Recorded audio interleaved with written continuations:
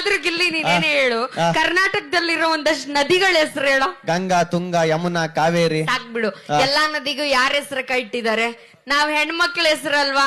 ಯಾವ್ದಕ್ಕಾದ್ರೂ ಗಂಡ್ ಮಕ್ಳ ಹೆಸರು ಇಟ್ಟಿದಾರ? ಯಾಕೆಂದ್ರೆ ಅವಕ್ ಯಾವ ಇಡೋ ಅಂತ ವ್ಯಾಲ್ಯೂ ಉಳಿಸ್ಕೊಂಡಿಲ್ಲ. ನಾವಷ್ಟು ಸರ್ವಶ್ರೇಷ್ಠರು. ಇದನ್ನ ಒಪ್ಕೋಬೇಕು ಅಕ್ಕ ಇದನ್ನ ಒಪ್ಕೋಬೇಕು. ಎಲ್ಲಾ ನದಿಗಳಿಗೆ ಹೆಣ್ಮಕ್ಳ ಹೆಸರು ಇಕ್ಕವ್ರೆ. ಗಂಗಾ, ತುಂಗ, ಯಮುನಾ, ಕಾವೇರಿ ಅಂತ ಯಾಕೆ ಇಕ್ಕವ್ರೆ?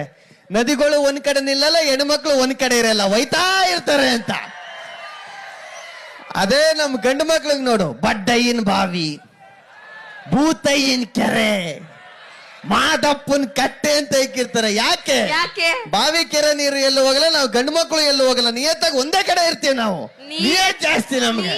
ನಿಯತ್ತು ಅಂತ ಇಲ್ಲ, ಅವ್ ಸುಮ್ನೆ ನಿಂತ ನೀರವು ಬೇರೆ ಕಡೆ ಹೋಗಿ ಬದುಕಕ್ ಬರಲ್ಲ ಅವಕ್ಕೆ. ಅದಕ್ಕೆ ಇವಾಗ ನೀನೇನ್ ಹೇಳು, ಗಣೇಶನ ಹಬ್ಬದಲ್ಲಿ ಗಣೇಶನ್ ಪೂಜೆ ಮಾಡೋದಕ್ಕಿಂತ ಮುಂಚೆ ಯಾರಿಗಪ್ಪ ಪೂಜೆ ಮಾಡ್ತೀವಿ? ಗೌರಿಗೆ.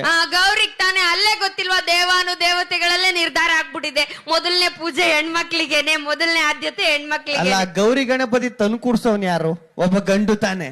ನಾವ್ ತಾನೆ ತಂದು ಕೂರ್ಸ್ಬಿಟ್ಟು ಡ್ಯಾನ್ಸ್ ಮಾಡಿ ತಗೋ ಕೆರೆಲ್ ಮುಳುಗಿಸೋರು. ನೀವು ಬರ್ತೀರಾ ಮುಳುಗಿಸೋಕೆ?